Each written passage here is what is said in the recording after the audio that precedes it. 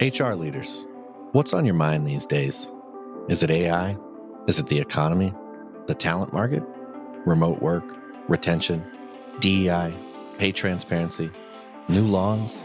Our 2024 Workplace Trends Report outlines how HR leaders are thinking about these challenges and what they believe will help their organizations overcome them. Want to find out what they said? Head on over to peoplemanagingpeople.com/Workplace Trends 2024 and download the report to find out. So I think all of these things stack up to create this myth where meritocracy wins and it's fair. But the reality is, in my opinion, and in the opinion of many, it obscures the complex realities of the systemic bias and inequity in our society.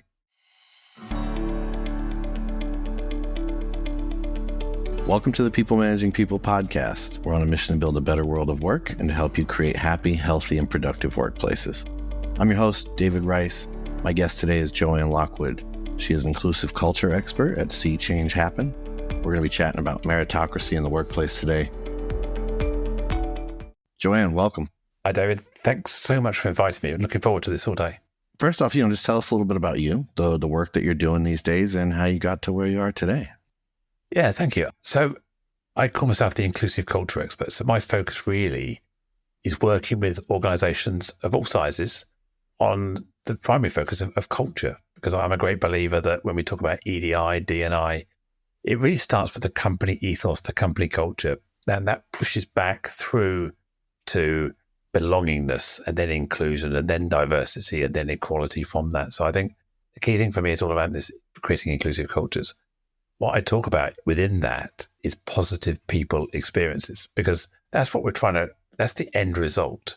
Every interaction I have with you as an organization, as a customer, every interaction I have with you as an organization, as an employer, or whatever my relationship is with you, I want it to be positive. That can come down to part of the brand values, the whole culture and the whole ethos that you and the people who represent you portray to me as a consumer or as an employee. So yeah, that positive people experiences for me is the output of EDI initiatives. It's making sure that my experience is positive. And I think from a personal perspective, I also talk about the fact that I have to take personal responsibility as an individual for my interaction with you being positive as well. So if we can follow that through the chain, that's if we start with that end in mind, outcomes are generally positive. So that's what I instill, and I work with people in the talent acquisition, so looking at inclusive and accessible talent pipelines, for one of a buzzword of using that, or the employee experience, the employee engagement, and then customer experience as well. So that's kind of where I focus my conversation. So we're talking about meritocracy today. And when you mentioned this to me on a call beforehand, I jumped at the opportunity because it's one of these ideas that gets sewn into narratives around DEI and the workplace. And I've always just found it a bit, I guess, for lack of a better word, amusing. Because as you know, I was reading an article on your website and you noted in it, it truly is like a myth. For the audience who maybe isn't as familiar, though, with the reasons why that is, can you kind of take us through the case for it, why it is a myth? Well, some of the sound bites you'll often hear, on first impression, meritocracy aligns with this cultural ideal of fairness. Hard work equals reward. The harder I work, the more reward I get. And we kind of think, well, hang on a minute, if I work hard, it's fair. If people aren't working as hard as me, therefore they should get less than me. So it's kind of like this inherent ideal of fairness. The more I do, the more I get. I think the trouble with that is it creates this perception that we're narrowing success down so that it's within anyone's reach. Anyone can achieve. I can, so why can't you? And I think that is not obviously the truth in all this, because we have systemic biases, not just my own personal biases, but biases in the system, whether that's you're from an LGBTQ plus background, you're a woman, you have a disability, you're neurodiverse, you come from a different ethnic background or race. All of those things add this layer of complexity to your identity, to your ability to thrive in the environment. Yeah, often the environment you're working in is designed by people who are not like you and for people who are not like you. And even, we think about the majority, even the white man who tends to have privilege in society, even the white man has intersectional characteristics. Maybe they're queer, maybe they have a disability, maybe they have childcare responsibilities, etc. There's a whole lot of things. it often benefits the people who have the least complex identity or lived experience. So this myth that anyone can achieve it if you work hard enough. So it's the socioeconomic and it's structural inequities that mean that is a myth, if you like.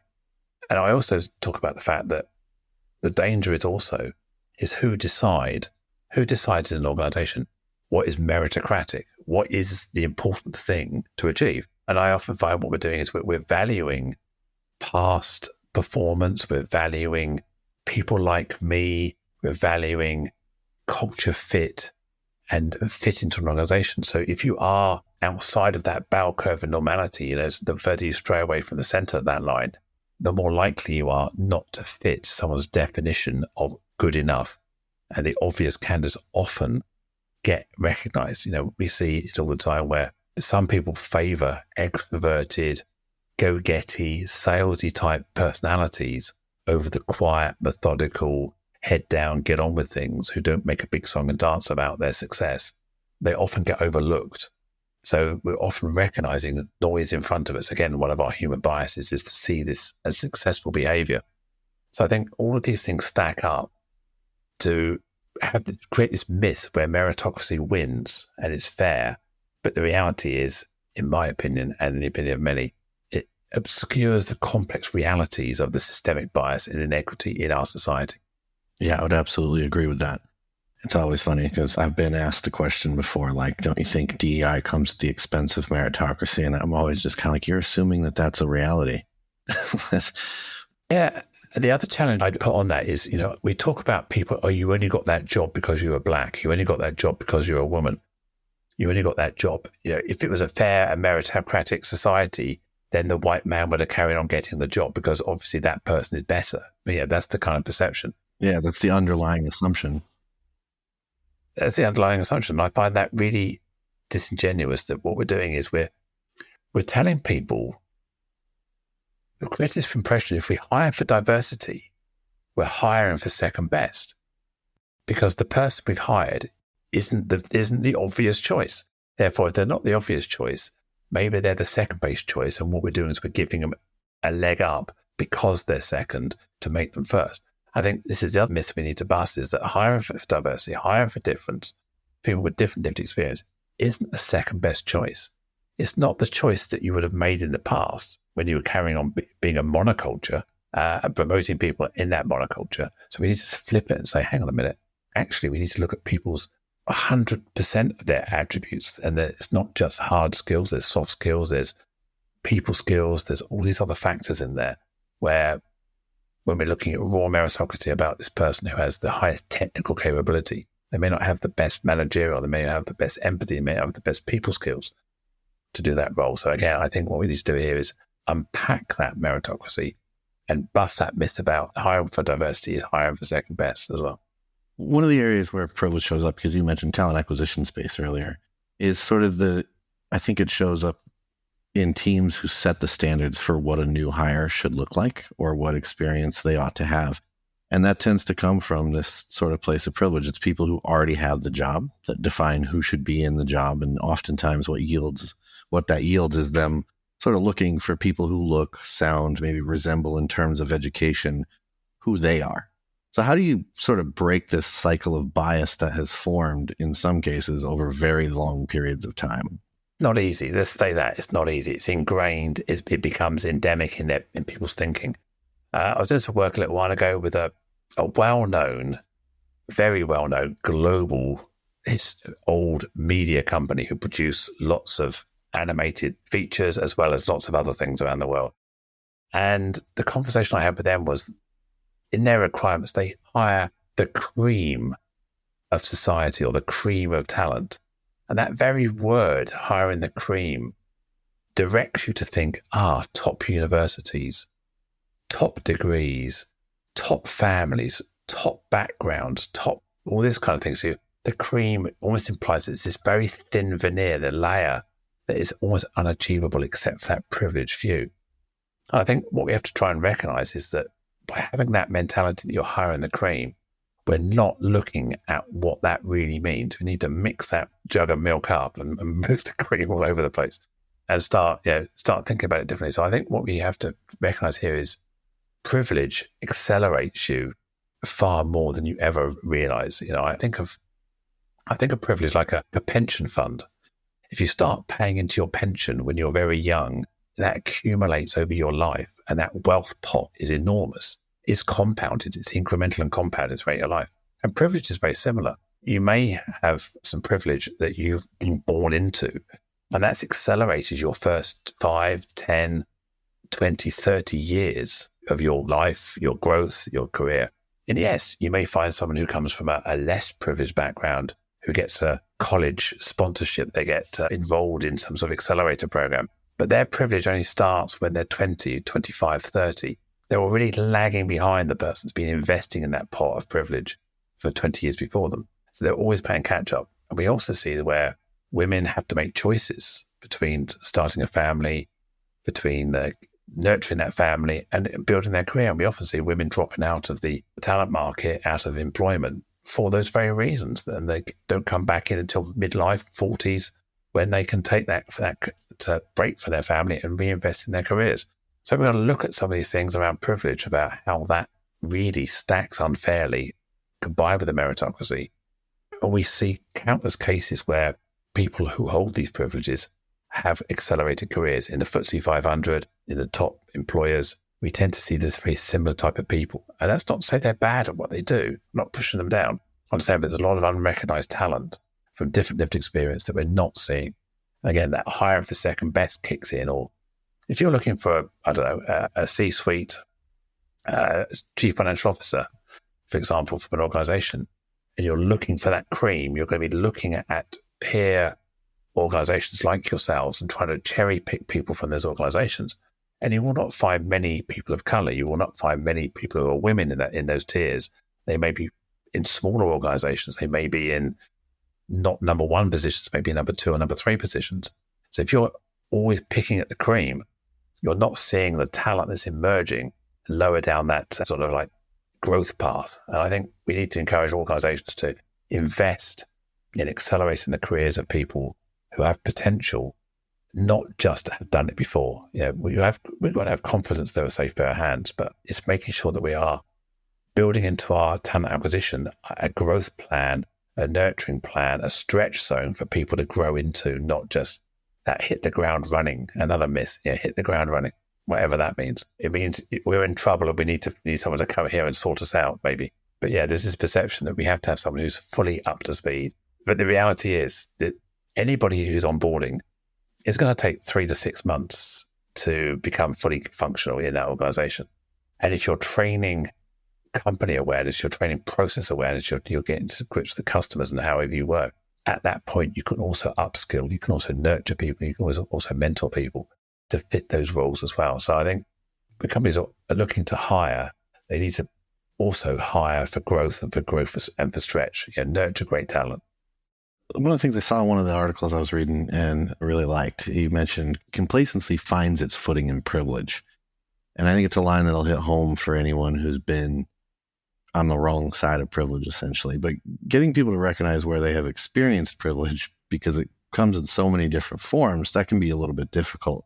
How have you approached that in your work? And what are some of the things that have proven most effective in terms of how you communicate that to people?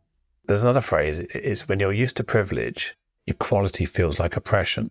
That's the other problem as well. When you're so used to having a clear lane in front of you, no cars, just you've got the open road, and you're so used to that. As soon as somebody else comes in front of you, you feel kind of, you're trapped in, you're feeling like there's nowhere to go. So I think it's recognizing that the privilege isn't a dirty word. It's not an insult. It's not a slur. It's not something to be ashamed of. I think many people feel that they get accused of having privilege. They go, well, hang on a minute. No, I haven't. I've had a tough life. I've had to work hard, whatever that may mean to them. But we've all done stuff. We've all had a life. I think it's trying to open people's eyes that it's not what you've done, it's what you haven't had to go through in order to be where you are. You haven't had to overcome being part of a single parent family. You haven't had to overcome not having parents at home when you came home from school or college, not having to fork out for your own education. So you haven't had to do all these things. So privilege is about what you haven't had to go through, more than what you have been through, because we've all been through something. I think we can get people to open up to see privilege as being something they have without stigma, without trying to push shame on people. Then we can make them open up to think about how they can leverage that privilege for the benefit to create equity in society and also in the workplace, in the processes. Because one of the things I always get challenged is that privilege opens doors, but also it shuts doors. Often the example I use is in the UK, women were given the vote in about, I think, 1918. And I use the word given. Men allowed women to vote. And that sounds quite abrasive to put it in those sort of terms. But men were the only people in our parliament, in the government. Men were the people who had to have the discussion. They had to make that decision, and they had to vote to allow women to vote. So what we have to learn from that is no point, and again, I'm going to use another UK British example here, of a castle. If you think about an old-fashioned British castle, the people of privilege are hauled up in the castle. They're standing there. They've got their armies, they've got their soldiers, they've got their shields and their swords, and they're standing on the ramparts around the top. And the people who don't hold the privilege, the peasants, the people from the farms around, they're not happy. They want some of this. And what happens is they run up to the castle with their axes and their ladders. They're trying to climb up. And all the people on the top do is they pull the drawbridge up and they pour oil over your heads. And all that happens is the privileged people stay protected in their castle and everybody else bangs their head against the wall.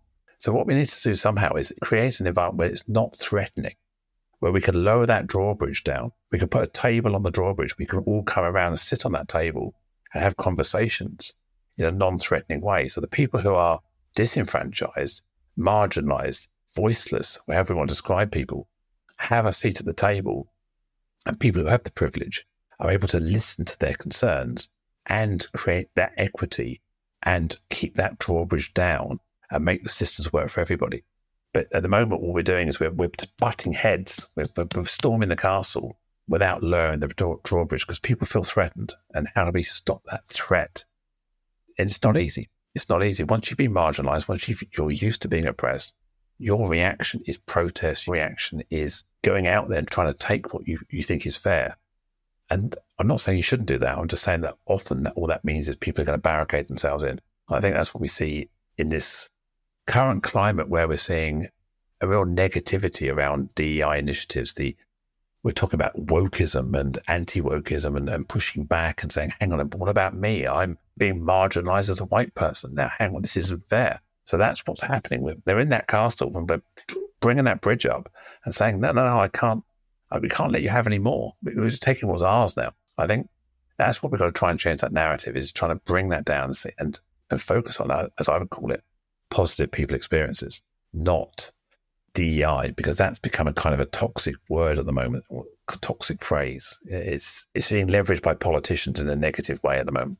Well, I wanted to just talk about a little bit, another line I saw in your writing, which I really liked, and it said, merit cannot be divorced from context. I love that. I'm wondering, in terms of sort of institutionalizing empathy, what advice do you give leaders to help them and management teams seek to understand the context of those people's lived experience and how it impacts them at work? Some of this comes down to a term or a phrase or something called cultural intelligence. And we can mix that also with things like emotional intelligence. So if you haven't heard of that phrase, so cultural intelligence, I always describe it as being competent in situations and environments where you are not the dominant characteristic, your lived experience, whatever that may be. So as a white person in a black community, as an able-bodied person in an environment where there's a large proportion of people with a disability in some form, maybe you're a straight person in a gay bar, whatever that may be, suddenly that you're feeling uncomfortable because you don't understand the norms. So cultural intelligence is all about having this drive to try and find out more about different communities, different lived experience, different cultures. And of course, if you don't have that drive, you're never going to want to change. So it's about trying to find that why, that spark that kicks off and go, yeah, you're right, I need to find out more about different people. So we've got to try and encourage that need for knowledge and the drive. So once we have the drive, we can then start thinking about how do we find out more? What do we do? So the next stage of cultural intelligence is about finding knowledge. And that can be through self-learning, YouTubes, seminars, meeting people, talking to people, research, whatever it may be. Of course, if you've got the drive, you want to find out more. And if you want to find out more, it's going to become self-fulfilling. But the danger with that, if you're not careful, is unless you make sense of that, unless you put that into context, you don't necessarily have a way of being helpful. You can have a lot of ideas, but you can actually be counterproductive. So the next stage really is contextualizing it, finding out about it. And then from that, you can build a strategy. I can now enact, I can now advocate, I can now stand up, I can call it out, I can call it in, I can recognize where people need more support. And if you mix that with the emotional intelligence, which is around self-awareness, self-management, building relationships and picking up social cues, all those kind of things, you mix those two together, you become far more sentient and aware of people around you and their needs. And again, that positive people experiences I talked about at the beginning. If I care that my interaction with you, it needs to be positive, then I'm going to look at what makes you, you, and what makes you special. And we move away from this, I'll treat people as I want to be treated. Actually, I start to treat people as they want to be treated. I treat you as a person with a disability, not in a negative way, but in a way that recognizes the equity you need in our conversation, in life and in support. So I think by mixing these two sides together, the EQ and the CQ, it gives us the tools and the competency to better interact with people, because everyone's unique. And I can't give a manual that you can look up on page 6 and say, oh yeah, you're this sort of person. This is how I need to deal with you. I now have those tools, how I can speak, how I can engage. And hopefully what it will allow me to do is lean into the conversation, because often we lean away. We often think to ourselves, I'm not sure what to say. They're a person in a wheelchair. Do I kneel down? Do I crouch? How do I talk to them? Do I mention the wheelchair? Do I mention the fact that they've got one of their limbs missing? I can't stop looking at it. What do I do? So again, by being more socially aware of that situation, then you're not focused on the wrong thing. You're focused on that person as a human being, as a person you're trying to have a conversation with, and talking to them as if you were anybody else. And I think that's why people are worried. That's one of the biggest barriers is this fear of getting it wrong, fear of saying something wrong, fear of doing something wrong. And if we can encourage people to be more competent and confident in human interaction, that will take away some of that barrier. There's obviously a lot of chat right now around, how work is changing. AI is coming into the picture for a lot of orgs. It's sort of changing how folks view, certain roles, certain skills that are needed. And the skills that are maybe going to be increasingly valuable aren't maybe as technical as they were in the past. I think there's a lot of folks that feel like soft skills will have more of an impact in the workplace moving forward. From a DEI perspective, though, I'm wondering, do you think that's a good thing? Is there going to be sort of a measurable way where people will try to make those things about merit? Because right now, I'd argue that when we think about soft skills, it's sort of in a subjective light. So I was curious to your thoughts on that. Yeah, we look back in history. We've the invention of the wheel, the invention of electricity, the invention of cars and transport. We've seen major steps forward in technology. We look at them as part of our infrastructure that we have every day. But we've seen great leaps forward, and we've always evolved our workforce, our societies through these technological changes. And, the IBM PC was launched in 1984.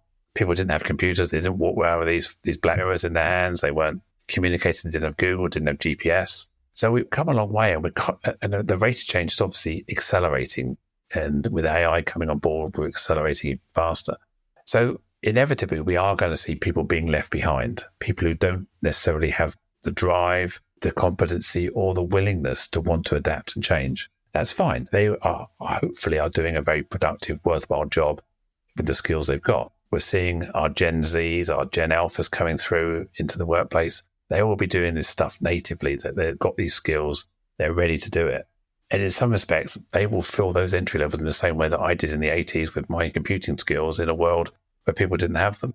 So we will see people accelerating through that rank. We'll see new startups. We'll see another Facebook, another Deliveroo, another Uber coming through, another SaaS platform coming there delivering this sort of products. So, but we do have to recognize we're going to create a digital divide. We're going to leave people behind if we're not careful. But in terms of soft skills, we've got to be careful with AI that it doesn't have inherent, at this particular time in 2024, it doesn't have inherent soft skills. I saw Sam Altman and his crew are working on those humanizing AI and some of the technology they're bringing out now. So we have to recognize that as humans, we need to add that humanity into the process. So in the talent acquisition, yes, we can use Tengai and other solutions, some of the AI systems to sort of filter people's CVs out, but we have to make sure that they are humanized. We're making sure that we're not allowing AI to make decisions for us that we don't understand. AI has bias. We know AI has bias. I deliberately, when I'm using AI, try not to use gender at all. When I'm doing image prompts, when I'm doing other things, and I notice it has a male bias often. So if I want it to have a more balanced, I have to specifically put in there a female character or a female this, or use she, her pronouns within my prompt in order to direct AI to come up with a more feminine balance. So yeah, we know that, and we know that some of the image recognition works better on white skin than it does on black skin. We know that some of the other things, we've seen all these biases in AI and tech before. So yeah, it's important that we have humans in the process, because if we start dehumanizing, then what is left for us as a species, if you like, if everything is done without human contact? We need that belongingness. We need that sense of purpose as who we are. We can't all go on holiday and live on the beach all the time. So I think, yes, it's important that we keep humans in the process. Yes, we optimize. Yes, we can use AI to do early sifting. We can do pattern matching. We can take out some of the more mundane skills. But I think what we need to do is breed artisans, people who are creative, people who are artistic, people who are self-starting, people who can ideate. I think what businesses really should be looking at in terms of their workforce planning is people who are thinking more around, what can this person bring in the future? Where are we? 2024, 2030, 6 years away. It doesn't take a rocket scientist to predict the world is going to be completely different in 6 years' time. We look back 6 years, we look back 10 years. When was the iPhone launched? 2011 or something like that? Around about that?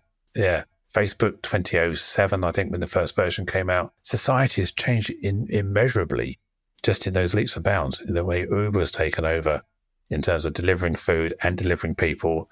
Tesla, SpaceX, all these kind of technologies are coming in there now. So I think we have to recognize that we can't hire people for yesterday.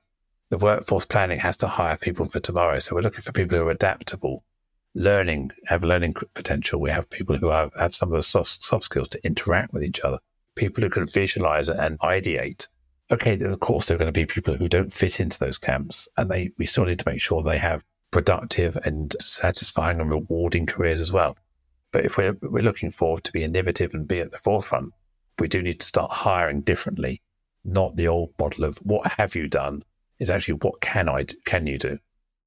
Earlier, you mentioned how, DEI has become this dirty word. It's getting picked up by politicians and thrown around. And, I think where I live in the United States, it's definitely just become just very much part of political rhetoric, right? But most of the people that I speak with in HR, they don't see DEI going away. It maybe becomes under a different name, or maybe it's just managed differently, but the principles will remain in place. I'm curious about your thoughts on this and sort of the future of what it looks like and with the companies that you consult. Yeah, I mean, we saw this, I suppose, starting about 4 or 5 years ago, where people were saying DEI needs a seat at the boardroom table. It needs to be a chief diversity officer on the board. It doesn't need to sit under HR, doesn't need to sit under TA, et cetera, et cetera. I still believe in a lot of that, because it has to be on the table at the board around inclusion, around positive people experiences, I would say. I think we need to recognize that if we're not careful, we end up with fragmented approaches. Too often we see corporate culture, corporate ethos. This is the way we want to be as an organization, getting diluted by not having accountability for inclusion for that culture all the way down. So I think it does need to have a seat at the table. But as you say, because of the perceived toxicity at the moment around that buzzword, those DEI buzzwords, maybe what we need to do is relook at the output, because people are saying, I think the key thing people are saying is, we've thrown all this money at it and it hasn't delivered any results. The results maybe are micro results, they're incremental results, or they're attributed to something else, but it is having results. We're seeing greater representation. We're seeing the companies who are forward thinking, having more women, more people who are Black, more people with disabilities, more people working from home, working remotely. So we are seeing some of those well-being initiatives and those hiring decisions being made. But I think a lot of people jumped on the bandwagon, George Floyd, Me Too, these kind of movements, without truly having an end in mind. There was no ROI. It was just quick, throw some money at it. We need to be performative. We need to show the market what we're doing. I don't want to get called out for it. I don't want to go, when it's go badly wrong. If I throw money at this, I'm going to get my get out of jail free ticket. So I think what we need to do is step back and start looking at the outputs, the return on the investment, the ROI or return on inclusion, and quantify that at the beginning of these initiatives. Not going into it and go, well, we haven't realized our investment. Well, what was the investment you were hoping to realize? Well, I don't know. I was just hoping that it was going to be obvious on the balance sheet. So I think what we need to do is look at how it is. I'm a great believer that we have to balance the logos and the pathos. That you have to balance the logic, the spreadsheet, the balance sheet, the ROI with the people experiences. If we're not careful, we end up focusing too much on the return without remembering the return is also the people. So I think as long as we can balance the two, we remain authentic, that we're not doing it just for profit, just because we have to, just because we're doing it to keep up with everybody else. We're doing it because we truly value people we hire. And again, we see organizations who are really people focused, getting that competitive advantage. They are the employer choice, attracting and retaining the cream of the talent, if you want to use that. I'll use that word again. So I think, yes, we need to do that. I do think organizations need to think about their culture, their brand, their values, and their people experiences so that HR, TA, customer service, brand, marketing, all of the various directorates within an organization are all aligned on that vision. And I do still think it needs someone to be the owner of that vision. If it's not brand and marketing, if it's not comms, if it's not HR, it's not customer service, who is it? And that probably still is a chief diversity officer at somewhere in the business, but with a realistic return on that investment in that role and that spend, if you like. Before we go, I do want to, give you a chance to tell people about where they can connect with you and find out more about what you're doing. Thanks, David. Yeah, it's been a great conversation. So Joanne Lockwood, Lockwood. You'll find me on LinkedIn. If you Google my name, there's not many of me. So I tend to occupy a lot of spots in the first couple of pages. My website and my business is See Change Happen. So it's SEE, which stands for Smile, Engage and Educate. So seechangehappen.co.uk. Or there's joannelockwood.co.uk as well, which is my professional speaking website as well. So I do a lot of keynote speaking. So LinkedIn, my two websites, Google me, and I've got YouTube channels and other things like that. But you can find all of those indexed from LinkedIn or from my website. So yeah, please do connect, reach out, say hi, mention this podcast, and I'd love a conversation with you.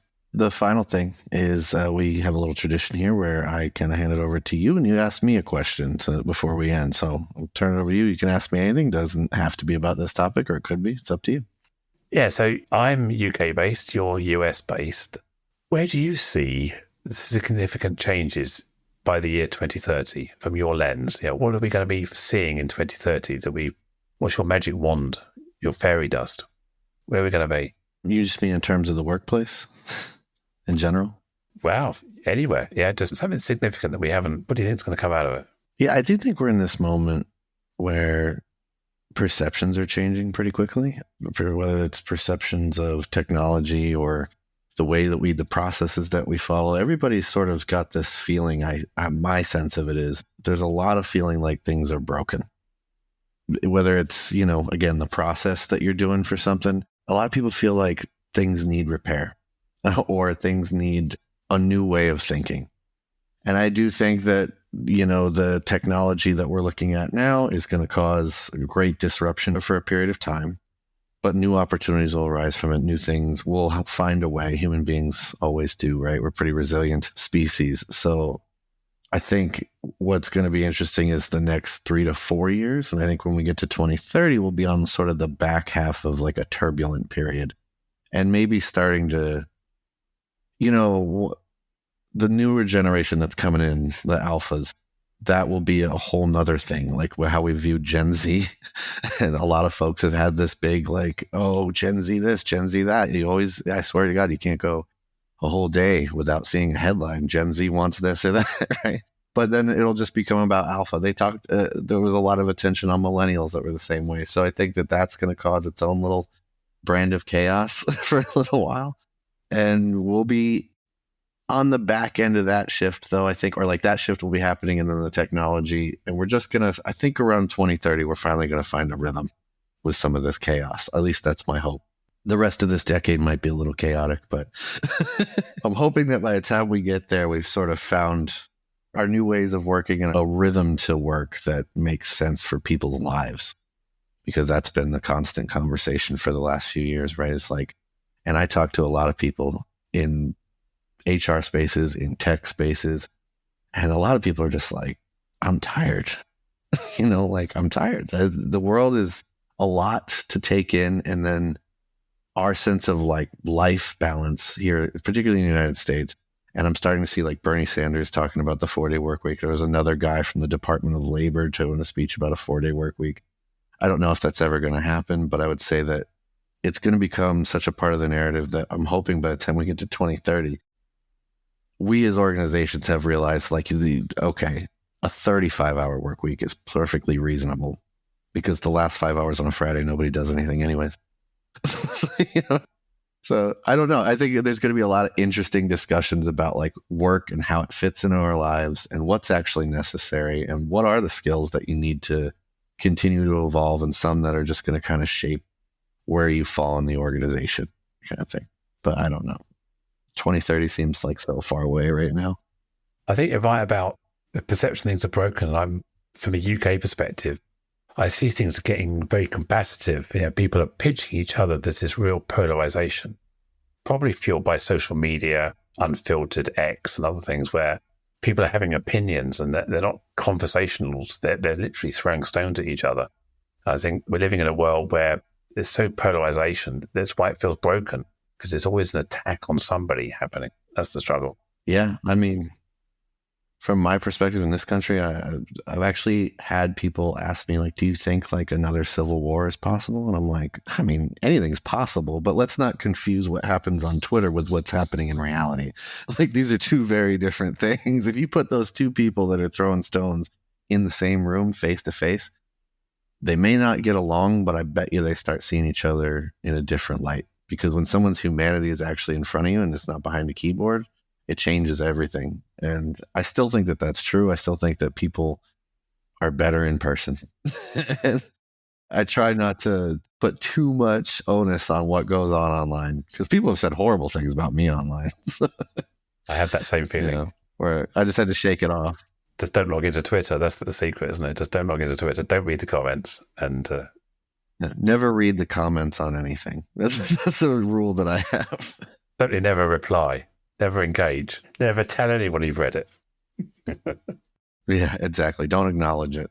Well, Joanne, I want to thank you for coming on today. This was a really good discussion. Pleasure. I've really enjoyed it. Thanks, David. All right, listeners, if you haven't already subscribed, head on over to peoplemanagingpeople.com/subscribe to get our newsletter. You'll get more updates from us on everything from DEI to talent acquisition and all the HR disciplines in between. Until next time, enjoy a good book. Summer's here. Going to be a warm one.